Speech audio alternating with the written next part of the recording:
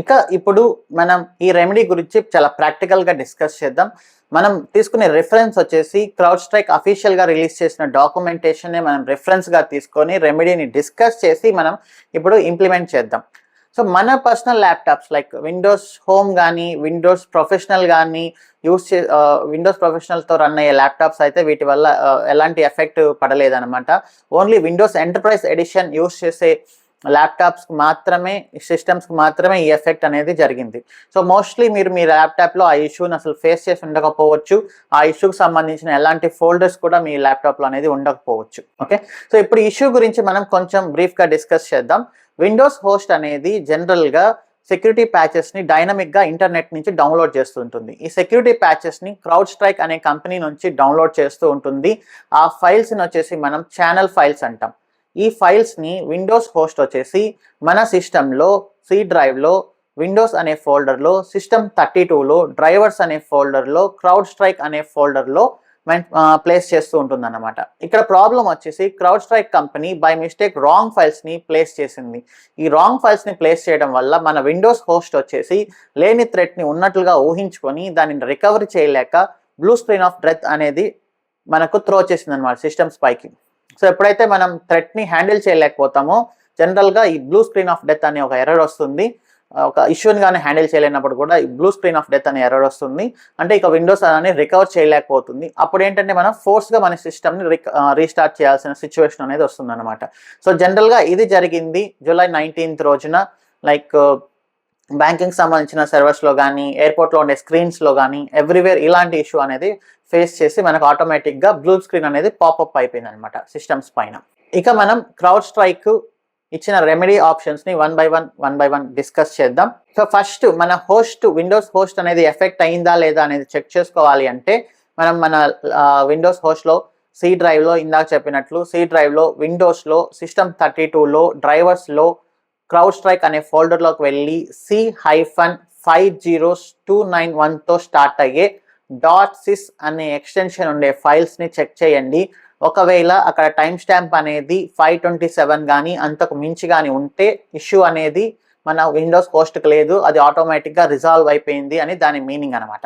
ఒకవేళ అక్కడ time stamp అనేది కానీ 527 కానీ లేకుండా అంతకు మించి కానీ తక్కువ ఉంటే సో ఇప్పుడు ఏం చేయాలి అంటే క్రౌడ్ స్ట్రైక్ ఏం చెప్తుంది అంటే మీ సిస్టమ్కి ఆర్ మీ విండోస్ హోస్ట్కి ఈథర్నెట్ కనెక్షన్ని ఎనేబుల్ చేయమని చెప్తుంది. వైఫై అనేది తీసేసి ఈథర్నెట్ని ఎనేబుల్ చేయమని చెప్తుంది. ఎందుకంటే ఈథర్నెట్ అనేది ఎనేబుల్ చేస్తే ఇంటర్నెట్ స్పీడ్ అనేది బాగా కన్సిస్టెంట్గా ఉంటుంది, ఇంటర్నెట్ స్పీడ్ అనేది ఎక్కువ ఉంటుంది. కాబట్టి మీ విండోస్ హోస్ట్ ఈసారి రైట్ ఫైల్స్ని చాలా ఫాస్ట్గా డౌన్లోడ్ చేస్తుంది అనే ఉద్దేశంతో వాళ్ళు ఈథర్నెట్ కనెక్టివిటీని ఎనేబుల్ చేయమని చెప్పారు. సో రికమెండెడ్ వచ్చేసి మీ విండోస్ హోస్ట్కి ఈథర్నెట్ని కనెక్ట్ చేసి మీరు ఒకసారి కానీ మీ ల్యాప్టాప్ని రీస్టార్ట్ చేస్తే మోస్ట్ ప్రాబబ్లీ ఈసారి మీ విండోస్ హోస్ట్ వెళ్ళి రైట్ ఫైల్స్ని అదే డైరెక్ట్లో డౌన్లోడ్ చేసే ఛాన్స్ ఉంటుంది. దానివల్ల మీ విండోస్ హోస్ట్ అనేది ఆటోమేటిక్గా రికవరీ కూడా అవ్వచ్చు. సో ఇది ఒక ఆప్షన్. ఒకవేళ ఈ రెండు వేస్లో కానీ మనకు ఇష్యూ అనేది రిజాల్వ్ అవ్వకపోతే ఇప్పుడు క్రౌడ్ స్ట్రైక్ ఏం చెప్తుందంటే మీరు సిస్టమ్ని సేఫ్ మోడ్లో బూట్ చేయమని చెప్తుంది. సేఫ్ మోడ్లో ఎలా బూట్ చేయాలి అంటే మీరు మీ సిస్టంలో పవర్ బటన్ క్లిక్ చేసిన తర్వాత మీకు కొన్ని ఆప్షన్స్ కనిపిస్తాయి, షట్ డౌన్, రీస్టార్ట్ అని. ఇప్పుడు ఏం చేయాలి అంటే షిఫ్ట్ పట్టుకొని రీస్టార్ట్ని క్లిక్ చేయాలి. సో రీస్టార్ట్ దానికంటే ముందనే మీరు షిఫ్ట్ అనేది పట్టుకొని రీస్టార్ట్ని కానీ క్లిక్ చేశారంటే మీ విండోస్ ల్యాప్టాప్ అనేది రీస్టార్ట్ అవుతుంది అనమాట. సో ఇప్పుడు మీ విండోస్ సిస్టమ్ రీస్టార్ట్ అయిన తర్వాత కొన్ని ఆప్షన్స్ కనిపిస్తాయి మీకు. అందులో ట్రబుల్ షూట్ అనే ఆప్షన్ని క్లిక్ చేయండి. ట్రబుల్ షూట్ క్లిక్ చేసిన తర్వాత అడ్వాన్స్ ఆప్షన్స్ అనేది ఒకటి కనిపిస్తుంది, దాన్ని క్లిక్ చేయండి. దాని తర్వాత స్టార్ట్అప్ సెట్టింగ్ అనే ఒక ఆప్షన్ కనిపిస్తుంది, దాన్ని క్లిక్ చేయండి. ఇప్పుడు మీకు రైట్ సైడ్లో రీస్టార్ట్ అనే ఒక బటన్ కనిపిస్తుంది, ఈసారి రీస్టార్ట్ని క్లిక్ చేయండి. ఇలా రీస్టార్ట్ చేసిన తర్వాత మీకు సిస్టమ్ ఆన్ అయినప్పుడు కొన్ని ఆప్షన్స్ కనిపిస్తాయి. అందులో 4th ఆప్షన్ ఉంటుంది, ఎనేబుల్ సేఫ్ మోడ్ అని. మీరు నెంబర్ 4ని క్లిక్ చేయండి మీ కీబోర్డ్లో. ఇప్పుడు మీ సిస్టమ్ అనేది సేఫ్ మోడ్లో స్టార్ట్ అవుతుంది అనమాట. సో ఇప్పుడు ఏం చేయాలి అంటే ఇందాక చెప్పినట్లు సి డ్రైవ్లో విండోస్లో System32లో డ్రైవర్స్లో క్రౌడ్ స్ట్రైక్ అనే ఫోల్డర్లోకి వెళ్ళి C-50291తో స్టార్ట్ అయ్యే .sys అనే ఎక్స్టెన్షన్ ఉండే ఫైల్స్ని మీరు డిలీట్ చేయండి. అలా డిలీట్ చేసిన తర్వాత మీ సిస్టమ్ని షట్ డౌన్ చేయండి. షట్ డౌన్ చేసిన కొద్దిసేపటి తర్వాత ఒక 1 or 2 minutes తర్వాత మళ్ళీ స్టార్ట్ చేయండి. ఇప్పుడు ఇష్యూ అనేది డెఫినెట్లీ రిజాల్వ్ అవుతుంది.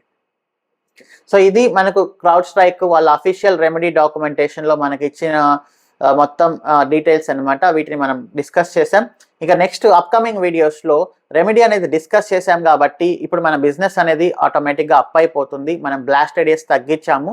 వన్స్ మీ బిజినెస్ అప్ అయిన తరువాత ఇక ఇష్యూ అనేది ఎందుకు వచ్చింది, ఎలా వచ్చింది, దాని రూట్ కాజ్ ఏంటి, రూట్ కాజ్ అనాలిసిస్ ఏంటి, లెసన్స్ లెర్న్ట్ ఏంటి, ఇక ఫ్యూచర్లో రాకుండా ఉండాలంటే ఏం చేయాలి, దీని అంతటి పైన మనం డిస్కస్ చేయాలి. సో దీనిపైన మనకు వరుసగా వీడియోస్ రాబోతున్నాయి మన ఛానల్లో. So please subscribe to our channel.